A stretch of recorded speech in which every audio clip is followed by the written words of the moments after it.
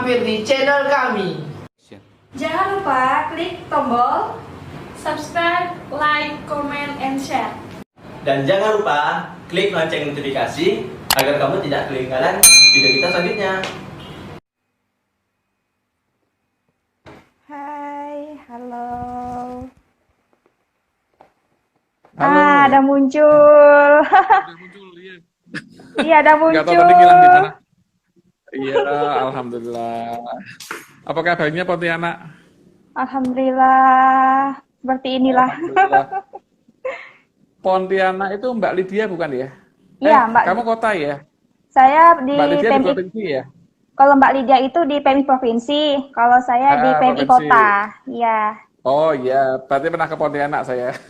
Oh, Pernah ke Pontianak. Satu kali waktu itu mau ke Sanggau ya? ke Sanggau. Entikong Oh, tuh, iya Entikong tuh ikut situ ya? Entikong masih di Kalimantan Barat. Kenapa? Entikong itu udah beda ke kabupaten, tapi masih di Kalbar. Iya. Dan maksudnya waktu itu mau ke Entikong, transit di Pontianak. Transit di Pontianak sempat mampir ke Kak Lydia.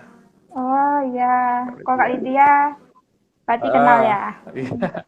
Kenal. Oh, kalau Kak Lydia sama-sama saya tim PSP angkatan awal. Angkatan 2008 2007-an gitu ya. Wah, saya belum lahir itu 2008-an itu, belum lahir di PMI saya. Oh, belum di PMI. Oh iya, itu angkatan awal sama saya di situ. Makanya mampir waktu ke Entikong. Karena transit di Pontianak semalam. Sempat ke sungai apa yang besar itu sungai apa? Di Pontianak sungai apa? Sungai Kapuas. Sungai Kapuas ya, sempat keliling-keliling di Sungai Kapuas itu. Yuk main lagi Kak, sini. Insya Allah tetap pengen ke situ, pengen ke Tugu itu lagi apa? Tugu, Katulistiwa lagi. iya Katulistiwa. Tugu Katulistiwa. Masih penasaran sama piagamnya. Waktu ke sana piagamnya pas habis, yang katanya mau dicetak dikirim, ditunggu sampai sekarang nggak nongol-nongol kayak banyak piagamnya. Soalnya sudah koleksi, Sabang sudah dapat, Oke sudah dapat. Nah, mau ambil yang tengah-tengahnya yang di Pontianak. Keren. Tugu Pontianak. Tugu Katulistiwa. Iya. Indri sendiri sudah pernah ikut pelatihan PSP? Kamu udah pernah ikut pelatihan PSP? Belum sih Kak. Belum. Ya, Belum, nggak apa-apa. belum. Justru malah dari situ nanti bisa tanya yang banyak ya, bisa tak jawabin sekalian, tak jelasin sekalian. Saya belum pernah ikut PSP sih. Ya, jadi begini, di PMI itu kan salah satunya ada tim PSP, psikososial support program atau program dukungan psikososial. Lah, cuman untuk COVID ini istimewa PSP-nya. Biasanya PSP itu kan kita langsung ketemu dengan penyintas, dengan korbannya. Lah kali ini kita lewat online seperti ini aja bisa penanganannya lewat online, terus kemudian sama itu sih penyemprotan disinfektan. Cuman penyemprotan kan bukan tugasnya tim PSP, itu kan tugasnya beda divisi. Karena kebetulan saking banyaknya tenaga relawan jadi bagi-bagi tugas. Kebetulan di sini. Nah, nanti kita coba bincang-bincang tentang PSP untuk peduli diri, bagaimana sih sebagai relawan, sebagai tetangga korban, kalau mungkin ada yang memang lagi. Iya, selamat bergabung Mbak Yuli. Wah, ini sendiri udah bergabung nih. Jangan tanya yang Halo, Mbak susah-susah Mbak Yuli. Yuli. Ya. Senioritas ini. Oke, nah ini kita mau coba diskusi tentang psikososial program support. Tapi sebelumnya saya kasih gambaran dulu nih supaya teman-teman yang baru bergabung bisa tahu apa sih PSP itu. Oke? Oke. Oke, ya.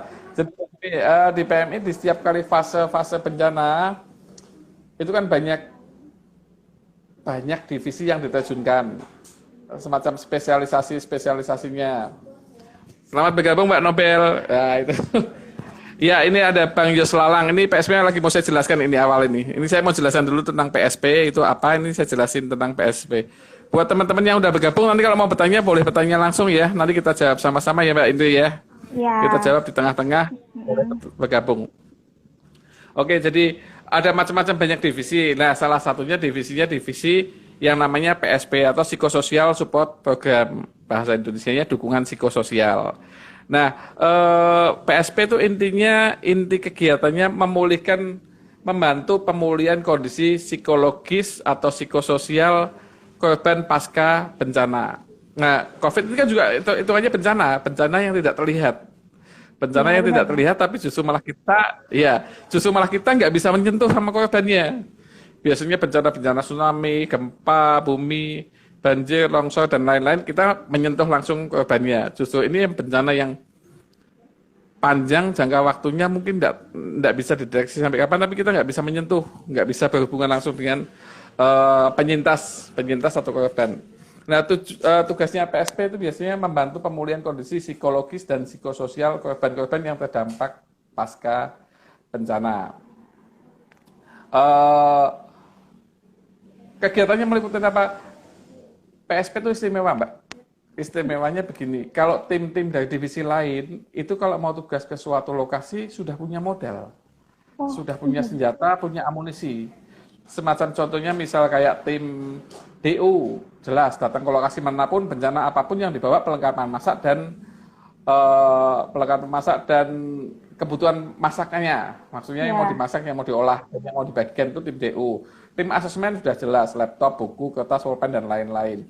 Kemudian tim evakuasi sudah jelas, cuma butuh ambulan, mobil, tenda, tandu dan lain-lain. Kemudian tim WOS sudah jelas, penyulingan air dan lain-lain. Kalau PSP enggak, Mbak. PSP kalau datang ke suatu lokasi bencana, itu yang dibawa modalnya cuma pulpen sama buku tok.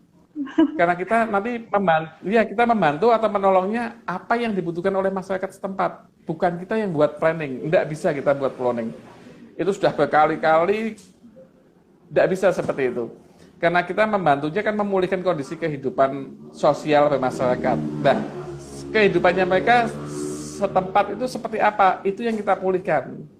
Kita berdasarkan asesmen, berdasarkan diskusi, berdasarkan FGD dengan masyarakat setempat, apa sih yang mereka butuhkan dan apa yang bisa PMI bantu. Nah, itu di situ kita baru ketemu. Kan kita belum tahu nih apa yang mau bisa kita bantukan kepada mereka, kita nggak tahu. Tapi yang jelas, yuk kita pulihkan daripada bengong, daripada stres, daripada diam, nggak ada kerjaan, nggak ada kegiatan. Nah, kita bantu pemulihannya. Itu bedanya PSP dengan divisi-divisi yang lainnya. Nih ya, Mbak Ova nambahin. Ya, kalau PSP bawa hati dan senyum. Ya, simbolnya PSP itu senyuman, smile senyumnya ya. Karena kita berhadapan dengan penyintas yang butuh dukungan, yang butuh pemulihan, sehingga kita mau nggak mau membuat kegiatan-kegiatan yang menyenangkan. Di luar kegiatan rutinnya mereka, kita bawa kegiatan-kegiatan yang menyenangkan. Ya, boleh silakan yang mau bergabung, yang mau bertanya-tanya itu, yang mau curhat, boleh curhat aja. Nanti kita bantu jawab. Karena ini kebetulan yang bisa live cuma berdua ya, nggak bisa banyak-banyak langsung live. Padahal kita lebih senang bisa live banyak, tapi ternyata nggak bisa. Nah, itu PSP yang selama ini sudah berjalan. Dalam arti prinsip dukungan PSP, yang pertama jelas berikan bantuan secepatnya. Bantuan apa? Ya apapun yang mereka butuhkan. Jadi kalau PSP itu apa yang mereka butuhkan, itu yang kita kasih. Yang jelas seperti yang biasa mereka butuhkan itu yang pertama sandang, pangan, papan, dan obat-obatan. Itu dulu yang dipenuhin. Ya, itu dulu yang dipenuhin. Selama itu belum dipenuhin, bantuan apapun nggak akan bisa dimanfaatkan oleh yang lain-lainnya. Karena mereka butuh sandang dulu, pangan dulu, papan, obat-obatan. Nah, setelah itu baru bisa yang lain-lainnya. Seperti itu. Nah, sedikit banyak ya untuk kegiatan PSP yang sudah pernah kita lakukan itu khususnya secara resmi dan mulai dibentuk PSP PMI itu mulai pasca tsunami Aceh 2005 itu mulai dibentuk. 2004-nya kan kejadian tsunami-nya Aceh. 2004 Desember tanggal 24 atau 25 ya. Nah, PSP dibentuk itu 2005 awal karena waktu 5 hari itu sudah masuk. Nah, kebetulan saya masuk tim awal itu. Saya ada di tim awal itu, masuk di tim PSP awal, paling awal sampai saat ini masih bertahan di situ. Alhamdulillah. Sudah malah keren. Ya, sudah masih jadi spesialisasinya di situ PSP-nya. Iya. Nah, dari situ terus kemudian ke lanjut bencana-bencana yang lainnya PSP selalu ada dan manfaatnya memang betul-betul dirasakan oleh masyarakat untuk pemulihan. Pemulihan kan memulihkan kondisi kesehatan masyarakat, kondisi psikososial dan psikologis masyarakat. Walaupun nggak semuanya pasti kembali normal, tapi semaksimal mungkin kita bisa bantu dan yang lain-lain itu yang kita lakukan buat mereka semua. Kurang lebih seperti itu PSP yang sudah kita lakukan kurang lebihnya di bencana yang terlihat. Bencana yang terlihat itu maksudnya bencana gempa bumi, banjir, tanah longsor, tsunami dan yang lain-lain itu kan bencana yang terlihat. Kalau COVID ini bencana yang tidak terlihat. Nah, nanti sama-sama habis ini kita coba apa sih yang bisa kita lakukan untuk COVID ini. Ya. Mungkin ada yang mau ditanya dulu, Mbak Indri, boleh. Teman-teman yang Wah. bergabung juga boleh, yang mau bertanya juga boleh. Yang sudah bergabung, ada banyak nih. Ada ribuan follower yang sudah bergabung nih. Sampai yang tak tonton. Nah, mungkin itu tadi Silakan. penjelasan singkat lah Kakak ya Hmm. tentang apa itu PSP. Nah, pokoknya PSP itu kan lebih ke pasca bencana dan Iya. juga itu tadi modalnya cuma kertas sama pulpen ya. Dan juga Iya, yang untuk pasti awal, penuh tahap awal. senyuman. Nah, Ya, pasti betul itu. Oke. lalu nih Kak, mungkin kita langsung aja kali Kak ya. Langsung aja nanya Boleh, gimana boleh. sih tentang Iya, peduli sudah. diri saat COVID gitu Iya. tadi. Karena yang kita tahu Iya, kan oke. kita nggak bisa interaksi langsung nih sama si Sama yang menderita. teman-teman yang ada bergabung. Oh iya, iya, dengan penderita, iya. Ya, Ya. Sebenarnya ada yang bertanya nih dari Arul Abdi mengenai Oh, PSP. Arul Abdullah. Terkadang bagaimana sih cara mengenali dan menangani seputar PSP, sedangkan kita kan belum paham jelas karakteristik masyarakat terdampak. Boleh dong berbagi fatwa? triknya. Oh iya, kalau ya bagi triknya. Oh iya, kalau begini, kalau PSP sebaiknya untuk penugasan di lapangan sudah pernah pelatihan dulu. Nggak bisa yang belum pernah berlatih, yang belum pernah pembelajaran atau pernah pelatihan PSP terjun ke PSP susah, Mbak. Ini susah harus soalnya ini hubungannya dengan psikologis. Jadi kita harus teoritis dulu tahu minimal seperti di kota-kota lain yang kita lakukan kegiatan PSP itu relawan awalnya memang bukan tim-tim PSP, tapi ada yang mendampingi. Nah, jadi yang mendampingi, kalau ada yang mendampingi nggak ada masalah, siapapun bisa ikut, tapi kan ada pendampingnya yang sudah paham dulu. Jadi kalau yang nggak paham terus cuma kita jelasin lewat teori aja, apalagi lebih lewat online gini yang terbatas ya, susah sekali. Minimal ada pelatihan dulu. Jadi Mbak Arul Abdi ini dari mana? Pontianak bukan ya? Ya, Arul Abdullah ini salah satu relawan Pontianak, Kota Pontianak. Oh, relawan Pontianak. Nah, mungkin untuk lebih spesifiknya nanti bisa tanya ke siapa Pontianak yang PSP siapa? Ada nggak? PSP itu sih Kak. Kalau nggak ketemu ke Mbak Lydia aja di provinsi. Kalau nggak ketemu Mbak Lydia di provinsi, nah minta materinya dulu di sana, terus kemudian nanti pelatihan. Nah nanti sehingga bisa implementasi di lapangan karena PSP itu satu korban dengan korban lainnya aja penanganannya beda. Oh, Dengan kasus beda-beda. yang sama beda. Jadi nggak bisa ini di sini misal nanti kayak kasus tadi yang disampaikan tadi yang ditanyakan tadi apa tadi yang disampaikan sama siapa tadi namanya Mbak? Saya. Arul Abdullah. Enggak, tapi yang bertanya tadi. Oh, Arul Abdullah, ya. Arul Abdullah, ya. Itu cowok apa cewek ya? Cowok. Ya? Cowok itu. Oh ya. Soalnya nama di sini kan singkat-singkat banget ya. Jadi yang seperti yang disampaikan oleh Mas Arul Abdullah itu bagaimana mengatasinya. Itu nggak bisa karena satu kasus dengan kasus yang lainnya sama kasusnya, sama kejadiannya, tapi psikologis seseorang kan beda-beda. Nah itu nanti ada implementasinya, ada teoritisnya bagaimana menanganinya, nanti beda-beda. Nggak bisa dijawab di sini, nggak bisa itu sedangkan kita belum paham jelas karakteristik. Ya itu lebih-lebih belum jelas karakteristik masyarakat. Nggak apa-apa. Makanya untuk PSP itu kalau terjun ke lapangan butuh teman-teman lokal. Kita sudah keliling se-Indonesia untuk penanganan kasus-kasus bencana. Ya kebetulan Indonesia pasca tsunami Aceh itu kan kayak panen bencana, seperti panen bencana. Dari tsunami, semenjak tsunami Aceh, sebelum tsunami Aceh jarang sekali bencana nyambung itu jarang. Tapi setelah bencana itu, nah kita kalau penugasan itu kita pasti butuh tenaga lokal yang tahu karakteristik masyarakat tempat, yang tahu budaya, tahu adat istiadat, dan tahu bahasanya. Kita kalau nggak tahu karakteristiknya, jangan coba-coba masuk ke situ, bahaya sekali itu. Bahayanya kenapa? Karena kita nggak tahu kebiasaannya mereka, bagaimana adat istiadatnya, karakteristiknya lah, itu bahaya. Makanya ajak lokal ya Mas Harul Abdullah, nah itu teman lokal. Terus kemudian yang kedua ikut pembelajaran dulu, ikut pelatihan dulu, coba dong minta ke provinsi Pontianak itu banyak sekali tenaga PSP banyak itu di situ, bisa nanti pelatihan seperti itu. Oke Mas Harul ya, bisa. Terus kemudian yang lainnya lagi, mungkin dari Mbak Indri ada yang mau ditanyain juga, boleh, tentang PSP. Kalau saya sih untuk dasar, ntar nih Kak, ada pertanyaan dari Biskuit Baik. Aduh, nama IG-nya lucu banget ya. Oh, dari itu Biskuit Baik.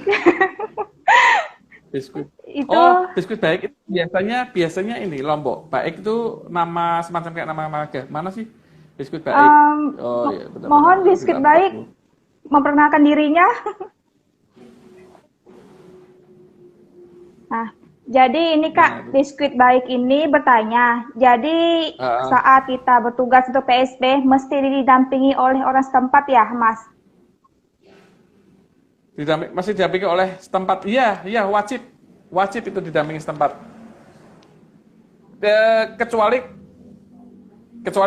Kecuali tim relawannya sudah orang setempat, ya nggak usah kan, sudah orang setempat. Tapi kalau pendatang, misal kejadiannya kayak kemarin kita tugas di Palu sama di Lombok, itu kan Palu sama Lombok kan gempa bumi dan tsunami kan, itu pasti kita harus ngecek orang lokal dulu. Pertama sebagai penunjuk jalan, terus kemudian kedua sebagai bahasa translate. Bahasa itu kadang masih banyak yang menggunakan bahasa lokal, kayak bahasa daerah masing-masing, itu ya. Terus kemudian yang tahu adat istiadatnya, yang tahu kebiasaannya, mana yang boleh, mana yang nggak boleh. Di tempat-tempat tertentu ada yang megang kepala nggak apa-apa, tapi ada juga pandangan megang kepala nggak boleh sama sekali. Nah itu kan kita kalau nggak tahu kan bisa jadi bahaya. Terus kemudian waktu penugasan di Aceh, itu setiap lokasi dimanapun yang namanya cewek keluar dari rumah wajib pakai jilbab. Nah itu kalau baik muslim non muslim, pokoknya mereka nggak mau tahu, pokoknya aturannya memang seperti itu. Cewek keluar dari rumah harus pakai jilbab. Nah terus kemudian macam-macam lagi. Nah itu kan kalau kita nggak ngajak lokal, kita nggak tahu apa sih kebiasaannya, bagaimana sih kebiasaannya. Jadi wajib. Di samping itu, yang paling utama, yang paling penting, kenapa kok kita harus didampingi dengan relawan setempat? Karena kita yang dari luar jauh, yang didatangkan jauh-jauh kan nggak mungkin selamanya ada di situ. Itu yang paling penting, kita nggak mungkin selamanya di situ. Jadi relawan lokal itu mendampingi kita, terus kemudian kita ajarin pelatihannya, sambil kita praktekin di lapangan. Nah, dengan estimasi untuk masa transisi setelah kami tugasnya selesai, kami pulang, teman-teman lokal yang melanjutkan. Tujuan utamanya seperti itu.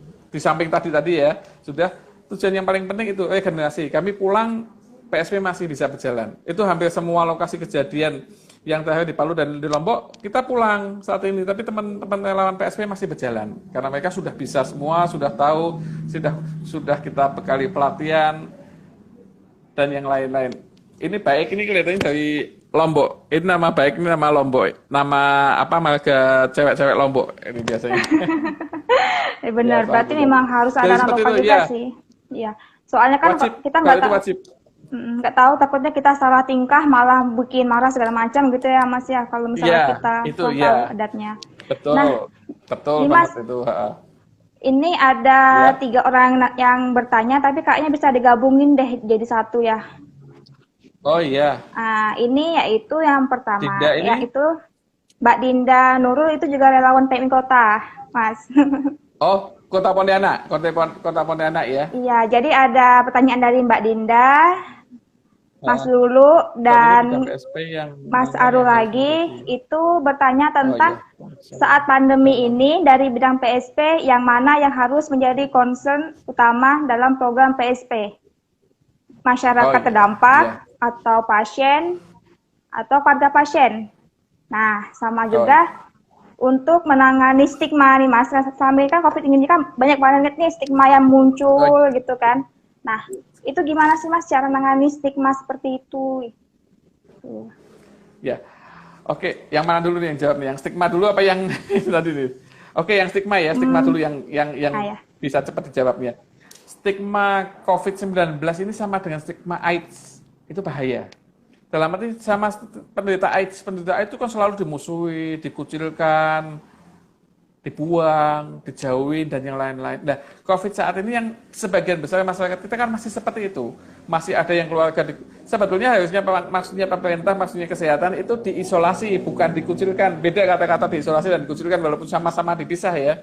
Beda-beda. Nah, yang paling penting itu stigma di kita tuh jangan dijauhin, jangan dimusuhin, jangan dikucilkan. Isolasi wajib, jangan dikucilkan.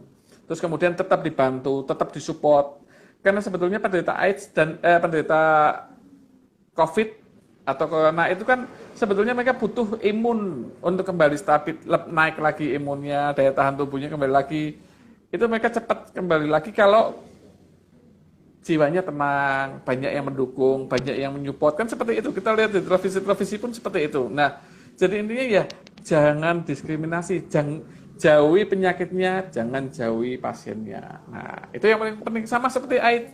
Penderita AIDS kan jauhi AIDS-nya, lawan AIDS-nya, jangan jauhi penderitanya. Karena penderitanya kan sudah butuh dukungan kita. Kalau nggak kita yang bantu, kalau bukan keluarga, lingkungan siapa? Gitu. Nah, seperti itu. Jadi itu tadi ya untuk stigmanya, jauhi penyakitnya, jangan jauhi penderitanya. Tetap ya, kita support, kita bantu ya. Penderita juga malah harus kita rangkul ya, Mas, kasih semangat segala macam. Oh ya, lebih-lebih keluarganya yang ikut kena dampak diisolasi. Kan kadang penderitanya dari keluarga oke lah sudah dievakuasi, sudah dibawa ke rumah sakit atau sudah diisolasi di medis. Tapi keluarga kan kadang dikucilkan sama tetangga, sama teman. Nah, itu kan juga malah bahaya juga. Yang tadinya keluarganya nggak kenapa, imunnya jadi drop, jatuh malah jadi ikut-ikutan kena juga kan sakit. Seperti itu juga. Nah, ya jadi ya kita sebagai relawan PMI tetap sebarkan info, mohon disebarkan info kepada teman-teman, jauhin penyakitnya, jangan jauhin orangnya. Gitu.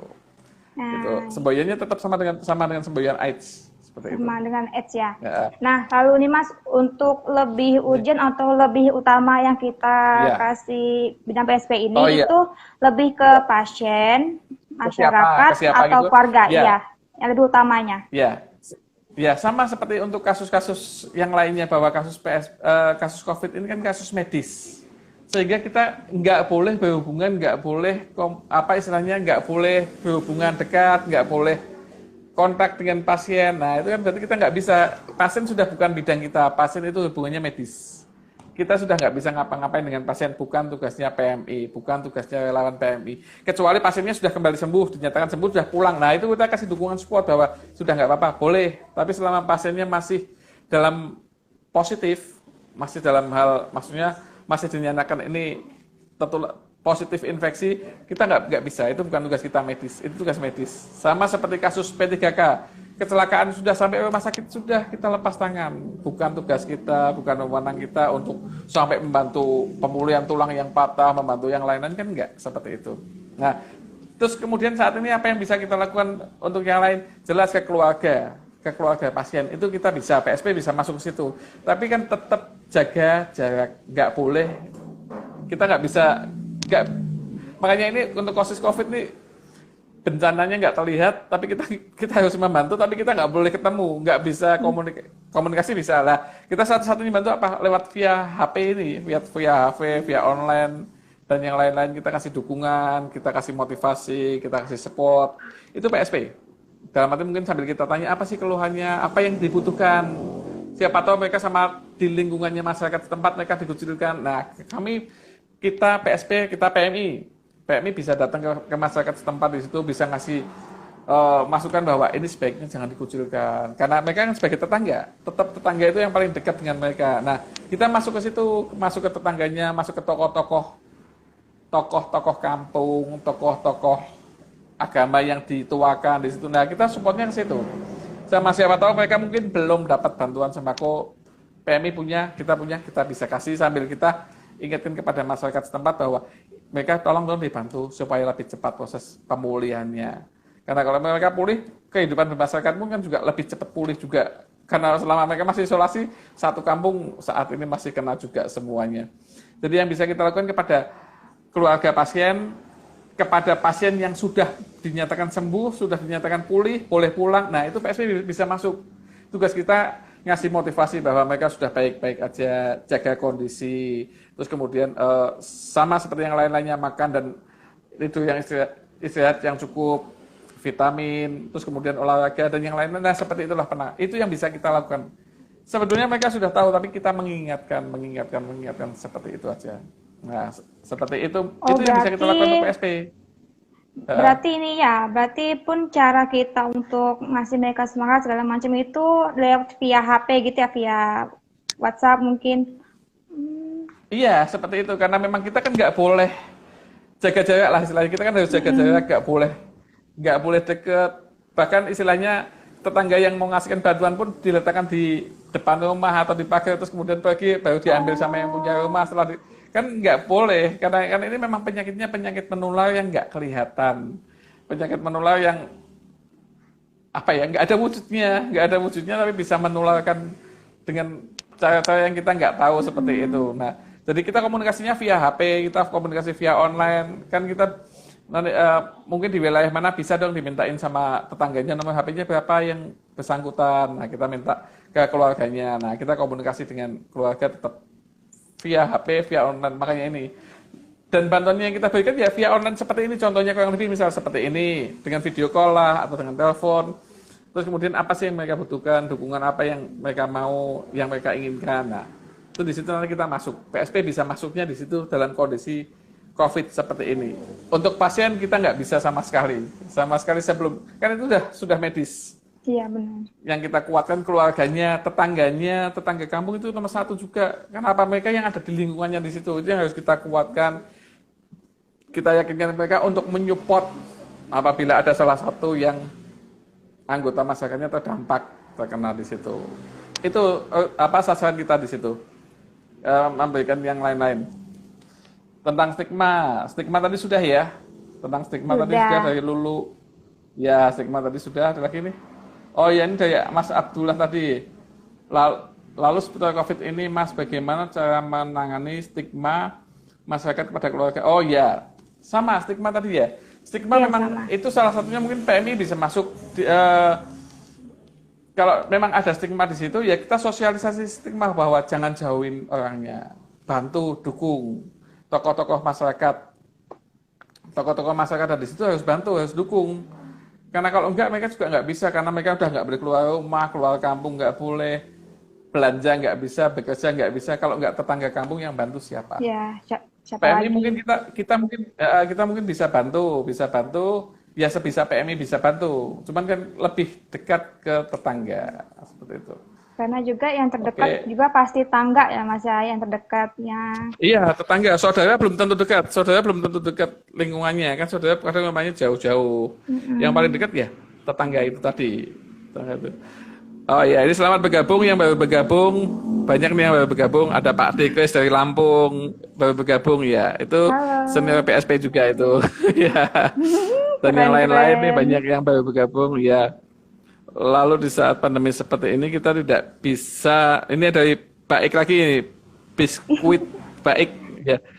Di saat pandemi seperti ini kita tidak bisa bersentuhan langsung dengan pasien maupun keluarga pasien. Nah, bagaimana cara kita tetap bisa melakukan PSP? Nah, itu tadi barusan kita diskusikan bersama-sama lewat apa? Lewat online, lewat video call, lewat telepon. Itu yang bisa kita lakukan.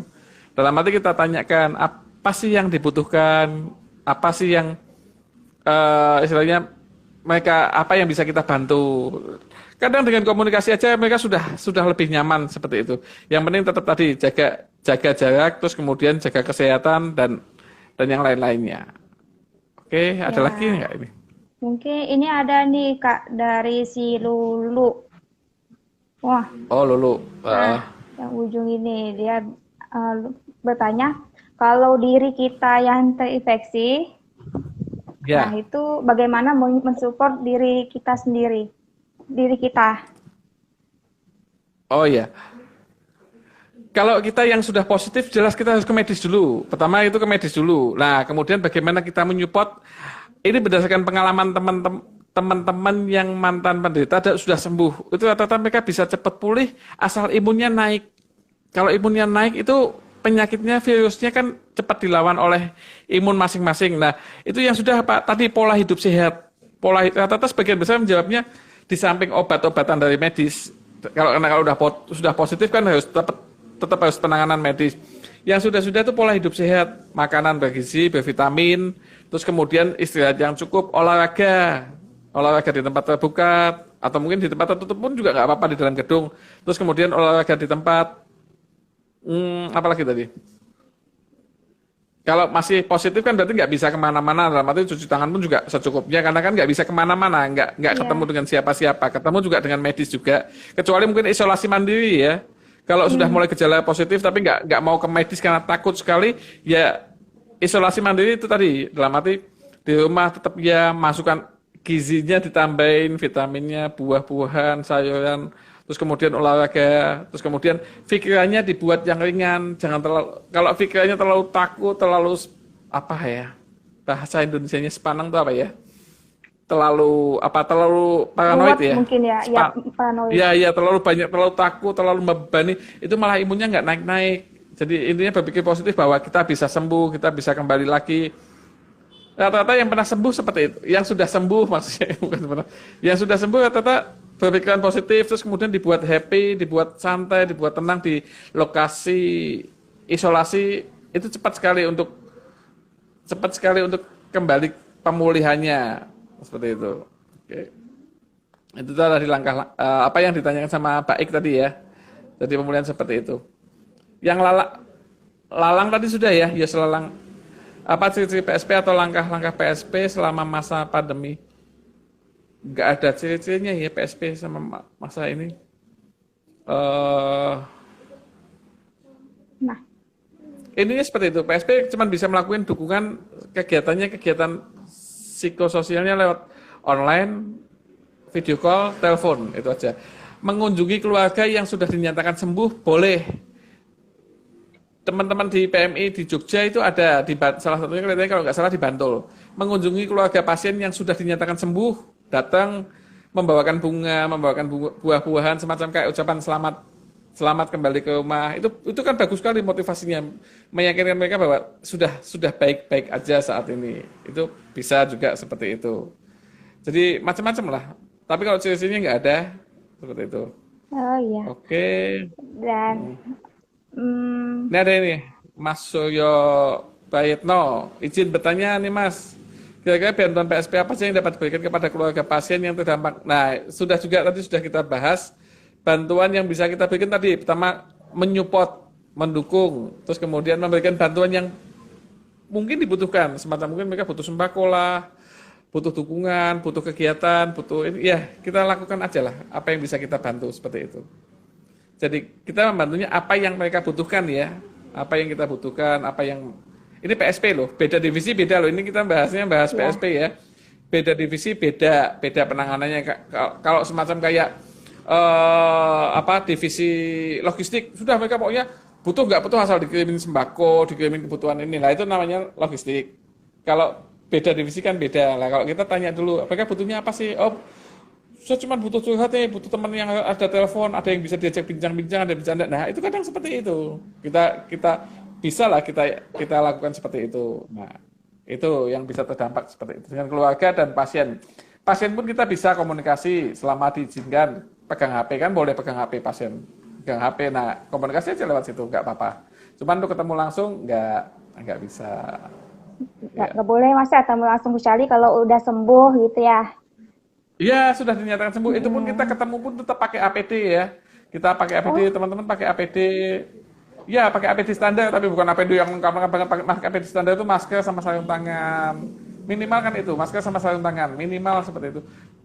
Bukannya apa-apa kan buat jaga-jaga aja. Tapi kan kita sudah bisa komunikasi, sudah bisa jenguk, sudah bisa ketemu. Itu yang sudah dinyatakan sembuh loh ya. Ya. Kalau yang masih calon-calon, nah kita sebaiknya jangan. Ini Mas, tadi kan Mas bilang bahwa kita kalau misalkan mau jenguk yang udah sehat ya, itu pakai APD standar ya, kayak masker, sarung tangan gitu kan. Nah, Ini Ya, yang mau saya tanya sih, ini lebih ke gimana ya? Lebih ke trik atau cara sih, Mas. Karena gini, biasa ini kan kalau selesai sembuh itu lalu ada lihat lihat orang berkunjung pakai APD kan kadang kan menimbulkan rasa apa ya? Rasa yang nggak enak gitu. APD-nya kan bukan pakaian lengkap. APD Iya. cuma sarung tangan sama masker Sarung- aja. ah. Saat ini kan masker kan sudah menjadi umum. Kemanapun kita berkunjung pakai masker itu sudah nggak ada yang mempermasalahkan. Sedangkan untuk pakai sarung tangan saya pikir nggak masalah lah. Mereka pun juga tahu karena mereka pun juga nggak mau terkena lagi kepada yang baru datang. Kan mereka juga nggak tahu yang baru datang ini sehat apa enggak kan juga nggak tahu juga. Saya pikir juga biasanya seperti itu standar kunjungannya, standar pemulihannya juga seperti itu. Mereka tetap harus pakai sarung tangan kelihatannya minimal seperti itu. Sama seperti kasus-kasus penderita HIV/AIDS, kita kadang ketemu sama penderita HIV/AIDS salaman kalau tanpa tangan, kalau kita nggak tahu nggak ada masalah, tapi kalau tahu, iya, kalau tahu kita merinding juga loh. Kebetulan saya kan juga aktivis di PMI di bidang HIV/AIDS juga. Kadang kita beberapa kali ketemu dengan penderita, nggak ada masalah sih sebetulnya, salaman pun juga nggak apa-apa, cuman sama-sama nyaman pakai APD itu sama-sama nyaman, nggak apa-apa. Nggak ada masalah sih Mbak. Ya tinggal saya pikir mereka pun juga akan terima, dalam arti mereka pun juga akan welcome. Lain kalau kita pakaiannya lengkap, pakai baju, pakai helm, pakai apa namanya, pakai kacamata lah, itu mungkin bisa juga ada yang tersinggung. Tapi kalau yang mengerti juga mungkin nggak ada masalah juga. Asal yang penting sama-sama dikomunikasikan lah, boleh nggak apa-apa. Gimana pun berarti dari komunikasinya juga sih ya Mas ya. Oh iya dong, ya. Terus kemudian masuk ke topik masalah peduli diri dulu Mbak. Peduli diri itu peduli dirinya kita. Bagaimana sih kita, kalau kita yang belum terdampak, bagaimana, apa sih kalau kita yang belum terdampak, apa sih yang bisa kita lakukan supaya kita jangan sampai kena, jangan sampai ikut-ikutan positif dan yang lain-lain. Nah ini kan ya, ataupun misal yang sudah positif, kemudian sudah sehat, apa sih yang bisa dilakukan? Kan paling tidak kita harus peduli sama kita dulu. Orang lain sih gampang, yang penting kita sehat sama kita dulu. Yang pertama yang harus kita lakukan sebagai orang awam maupun sebagai relawan PMI, ingat ya, relawan PMI itu kadang masa saya ini merasa kuat, masa saya itu nggak akan terkena apa-apa, saya itu sehat, saya bisa bantu. Lah itu bahaya. Banyak teman-teman di relawan PMI yang merasa seperti itu, merasa saya ini dewa penolong, saya nggak akan terkena penyakit, saya bisa menolong. Lah hati-hati. Teman-teman PMI juga relawan juga harus jaga kondisi, jaga stamina, istirahat yang cukup dan yang lain-lainnya. Ya. Yang penting jadwal shiftnya petugas itu yang harus diamati ya. Yang harus diamati, jangan terlalu capek, dibuat bergantian, jangan 24 jam, istirahat yang cukup dan yang lain-lainnya. Nah, untuk peduli diri terhadap kita, apa sih yang bisa kita lakukan buat semuanya? Yang pertama, cari informasi yang bisa dipercaya tentang COVID. Ini kita bahas tentang COVID ya. Cari informasi yang bisa dipercaya tentang COVID. Apa atau itu COVID-19 atau apa itu Corona, bagaimana penularannya, bagaimana pencegahannya. Saat ini dunia digital sudah terbuka luas. Klik gitu aja langsung keluar semua. Bagaimana sih penanganannya, bagaimana pencegahannya. Yang penting cari informasi dulu yang bisa dipercaya. Jangan dari teman-temannya katanya. Waduh itu bahaya kalau udah bilang katanya. Ya. Terus kemudian kalaupun misal sudah positif atau merasa positif terus kemudian melakukan isolasi mandiri atau sudah masuk ke isolasi medis, yang paling penting tetap berkomunikasi dengan keluarga. Terus kemudian tetap beraktivitas di dalam rumah atau di dalam ruangan isolasi. Dalam arti tetap lakukan hal-hal yang menyenangkan dalam situasi yang sempit, dalam situasi yang terbatas, lakukan hal-hal yang menyenangkan. Baca buku lah, nonton film, telepon teman-temannya, video call dengan saudara-saudaranya, dengan yang lain-lainnya. Lakukan hal-hal yang menyenangkan. Terus kemudian tetap berkomunikasi. Kemudian jaga dan tingkatkan daya tahan tubuh. Ingat, COVID bisa masuk, kita bisa terkena bila daya tahan imun kita rendah. Begitu imun kita daya tahan rendah, penyakit masuk. Lah penyakit yang lain masuk itu salah satunya mungkin COVID. gitu loh, COVID. Karena COVID itu pada dasarnya kan penyakitnya penyakit semacam kayak gejala influenza, flu, batuk, pilek, demam, kan seperti itu kurang lebih. Nah, itu biasanya kita pun kalau sakit-sakit seperti itu biasanya pada waktu daya tahan tubuh kita melemah, penyakit itu masuk. Nah, kalau saat ini stadiumnya stadium COVID, nah itu.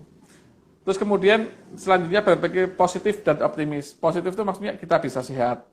Yang sakit pun optimis dong, kita bisa sembuh, kita bisa kembali normal lagi. Dan jangan lupa selalu berdoa dan ibadah sesuai dengan agamanya masing-masing. Terakhir yang nggak kalah penting, positive thinking. Kita harus positive thinking pada kita. Kita harus yakin bahwa kita, oke lah kita bisa sembuh, kita bisa sehat, kita bisa melalui ini semua. Itu yang paling penting itu. Itu yang dimaksud peduli diri, kurang lebih seperti itu Mbak. Itu yang bisa kita lakukan buat menjaga diri kita masing-masing, baik dalam keadaan waktu masih sehat maupun bila dinyatakan positif, itu yang bisa kita lakukan. Bisa kita lakukan terhadap kita gitu. Karena kalau sudah penyakit ini, obat itu sedikit sekali membantu proses pemulihan. Pemulihan lebih banyak dari kita. Dalam arti kita optimis, kita yakin, kita bisa menjaga. Nah itu, seperti itu. Ya benar sih Mas. Nih. Karena juga gimana pun dari pikiran ya yang paling utama itu. Kalau kita stres, kita banyak mikir juga, malah itu yang bikin kita down sebenarnya. Ya betul, makanya tadi kan saya bilang bahasanya sepaneng itu apa memikirkan hal-hal yang negatif. Itu makanya hindari ini. Ini Lulu Reza, kalau dari kita yang terinfeksi bagaimana dengan cara mensupport diri kita sendiri sama. Kalaupun misalnya kita positif atau mungkin masih gejala, tapi kita nggak, kan ada yang takut ke rumah sakit, nggak mau ke rumah sakit, ya itu tadi lakukan isolasi mandiri dulu. Isolasi individu, isolasi mandiri, terus kemudian tadi jaga kesehatan, naikkan vitamin, terus kemudian jaga imun, olahraga, dan yang lain-lain.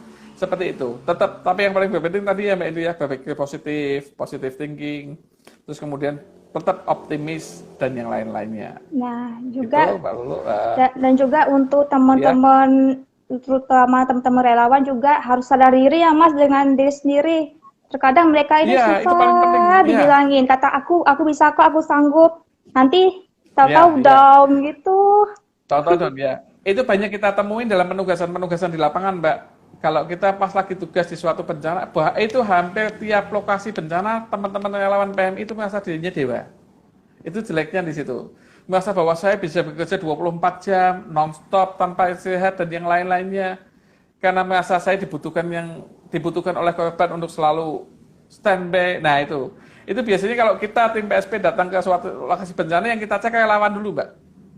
Yang kita cek relawannya dulu, relawannya ini bekerjanya berapa jam selama kita belum datang. Oh mereka sudah bekerja dari tanggal sekian sampai tanggal sekian. Setiap hari bekerja dari jam sekian sampai sekian. Ada jeda istirahat? Nggak ada. Kalau begitu mereka bilang nggak ada jeda istirahat, besoknya atau lusanya langsung secepatnya oleh tim PSP pasti akan diistirahatkan dulu. Pasti satu tim kita istirahatkan dulu.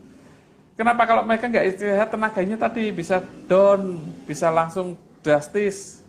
Belum nanti pikirannya, stresnya, dan yang lain-lainnya. Waduh, itu kan bahaya banget. Relawan tetap harus jaga. Relawan harus jaga. Korban atau pasien itu sudah jelas-jelas sakit, sudah jelas-jelas korban. Jangan sampai relawan yang jadi ujung tombaknya PMI malah jadi ikut-ikutan sakit, ikut-ikutan jadi korban. Nah ini kan yang bahaya. Nah kami kalau di tim PSP yang kita datang, yang kita cek relawan dulu. Relawannya istirahatnya cukup enggak, makannya cukup enggak, bekerjanya berapa jam. Itu yang kita cek dulu di lokasi. Dan itu biasanya banyak kita temukan relawan yang bekerja sudah sekian minggu non-stop. Bekerja dari Senin sampai Minggu, 1 minggu full non-stop, nggak ada jeda istirahat. Belum yang dikejar-kejar sama kepala divisinya untuk laporannya lah, untuk inilah, untuk inilah. Itu, biasanya langsung kita stop, ini harus jeda, ini harus istirahat dulu. Karena relawan tuh ujung tombaknya PMI. Kalau nggak dijaga, aduh habis itu. Iya, karena juga kan kalau relawannya sakit, ya malah susah juga ya Mas ya. Nah ya itu, ya pertama sakit, kedua konflik. Karena kalau kerja terlalu keras, tanpa jeda, tanpa istirahat, biasanya sesama tim, satu tim itu pasti konflik ada. Yang namanya uang hilang, walaupun kadang sedikit uang hilang, itu pasti saling tuduh-tuduhan.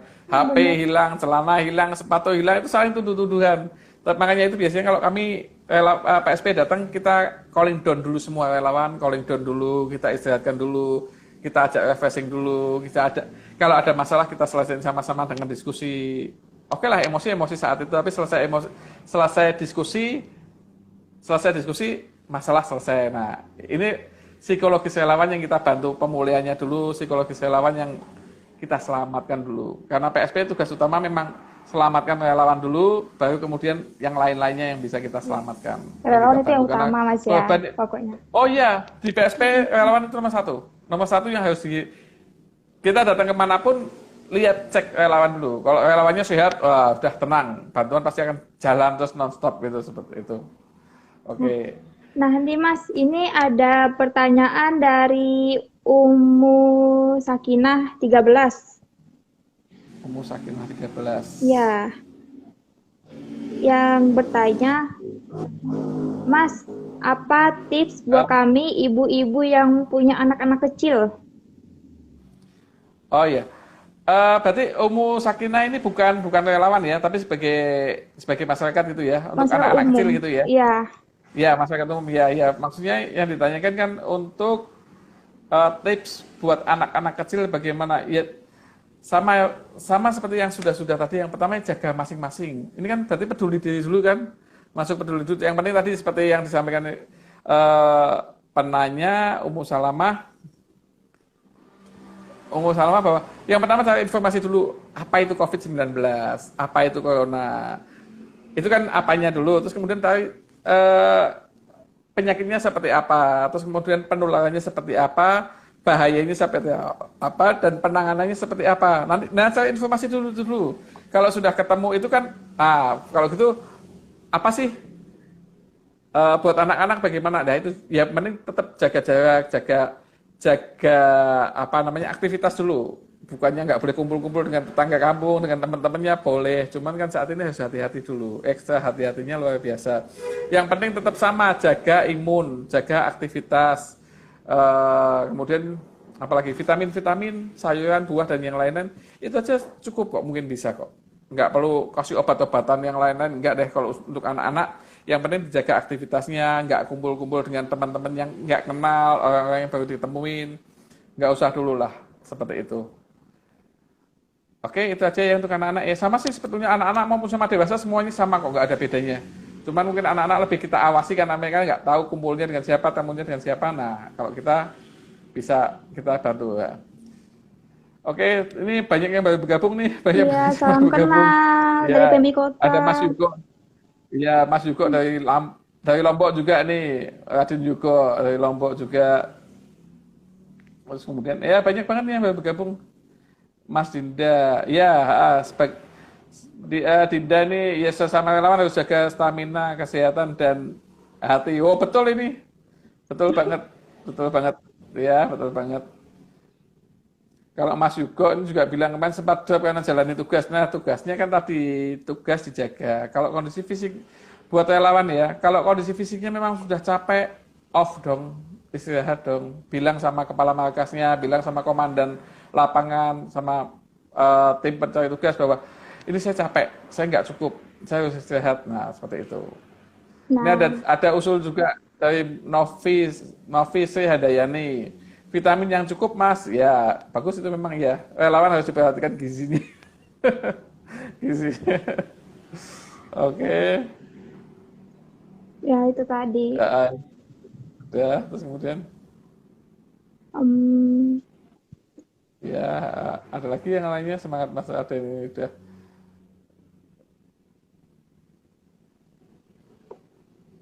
Apa stres bisa buat imun pasien menurun? Ya, ini ada pertanyaan dari Yos Lalang. Apa stres bisa membuat imun pasien? Kalau yang namanya pasien itu berarti dia sudah positif ya. Kalau sudah positif, dia stres, jelas pasti imunnya menurun. Kita yang sehat, kita yang normal aja kalau posisi lagi stres, lagi galau, lagi ada tekanan, lagi banyak masalah, imun kita aja turun kok.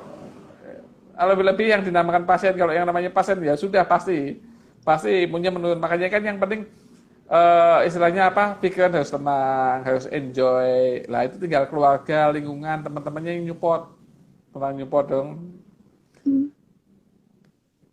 Banyak senyum juga Mas ya, jangan lupa. Apa itu? Apa itu? Oh iya betul Kita betul boleh betul senyum betul. juga, Iya, jangan betul. lupa. Betul ya. 2 cm ke kanan, 2 cm ke kiri ya. Kiri. Jangan 2 cm ke atas, 2 cm ke bawah, buka semua. Ya, ini masih ada pertanyaan Mangap dari dong. Iya. Kan makanya buka semua. Ada pertanyaan nih dari siapa nih?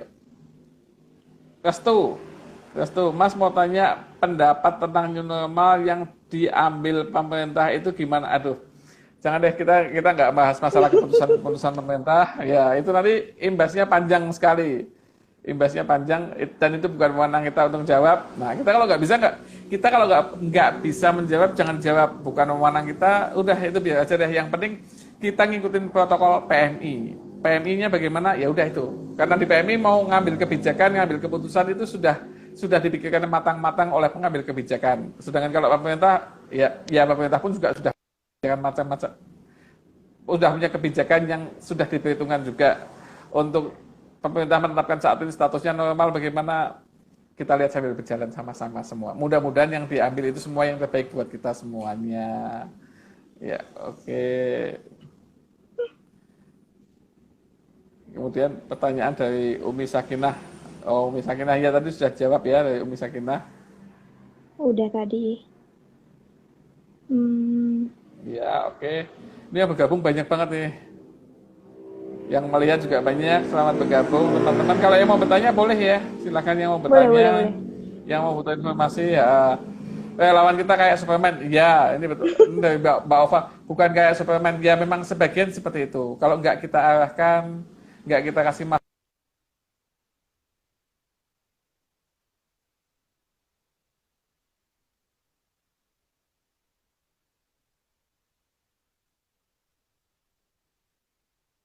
memang ya, cuman mereka bilang sebagai itu, ya memang betul sih, sebagian merasa seperti itu. Ada lagi, new normal isu yang agak sedikit abnormal.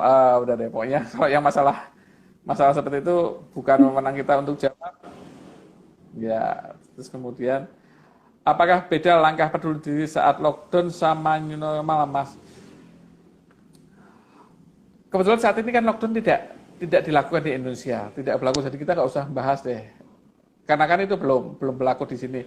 Tapi apakah peduli diri saat new normal bagaimana? Sama seperti tadi semuanya. Tetap peduli diri kan yang penting infonya kan seperti tadi ada 7 bagian. Ada 7 bagian peduli diri yang bisa kita lakukan. Yang pertama cari informasi yang bisa dipercaya apa itu COVID dan lain-lainnya.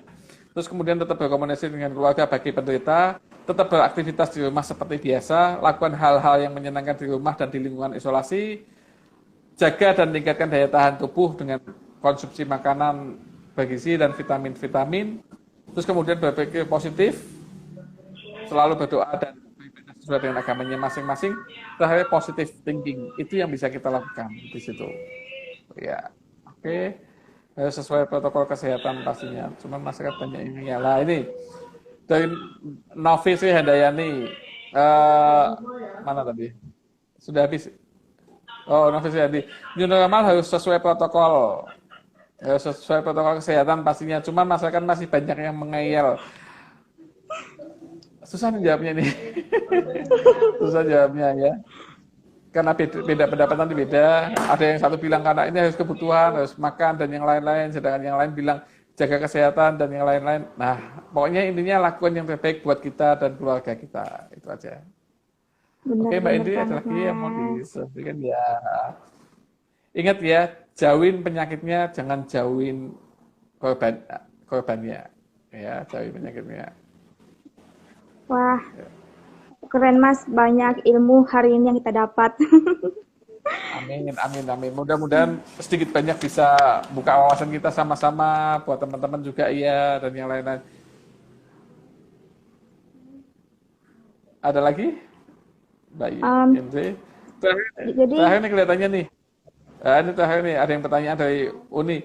Sebaiknya olahraga pakai masker atau enggak usah? Saat ini semuanya tetap wajib masker. Kalau nggak salah sudah ada undang-undang pemerintah yang dikeluarkan saat ini. Beraktivitas di luar rumah tidak pakai masker bisa didenda 250.000 loh. Hati-hati ya. 250 loh. 250.000. Kalau nggak salah sudah diumumkan itu. Jadi saat ini setiap kali keluar rumah, setiap keluar gedung, usahakan pakai masker daripada didenda 250.000 habis melayang ya. Oke, yang penting tetap pakai masker wajib itu saat ini. Oke. Ada lagi Mbak Indri? Bentar Mas. Mau Alhamdulillah. diperpanjang atau cukup? Nggak terasa 1 jam. Enggak itu. Oh iya, udah 1 jam ya Mas ya? Oh ya ampun, nggak Ya, nengok, tapi nggak nggak apa-apa, nengok santai jam. aja. Nggak masalah sih. Alhamdulillah. Saking asiknya bincang-bincang soalnya. Iya. Alhamdulillah selama selalu beraktivitas jadi selalu sehat dan tetap bahagia. Ya. Tapi berat badan tidak terkendali. Ini Betul, sama betul, Mbak, betul. kita sama Iya, kok betul, nasibnya. Apa itu? Iya. Nasib apa itu? Jadi selalu sehat dan tetap bahagia, Oh, ini tapi ya. berat Oh, iya, badan tidak iya. terkendali. Iya. Betul. Berat badan tidak terkendali. Sama Ya, oke, itu oke. nasibnya. Nah, ini Mas, ini mungkin yang itu Mas ya. Ada nggak sih Mas pesan-pesan untuk teman-teman sekalian, pesan-pesan untuk teman-teman relawan atau masyarakat umum tuh? Oh ya, buat teman-teman semuanya, buat masyarakat umum dan teman-teman relawan PMI, yang penting Siamo tutti fratelli. Sampai jumpa.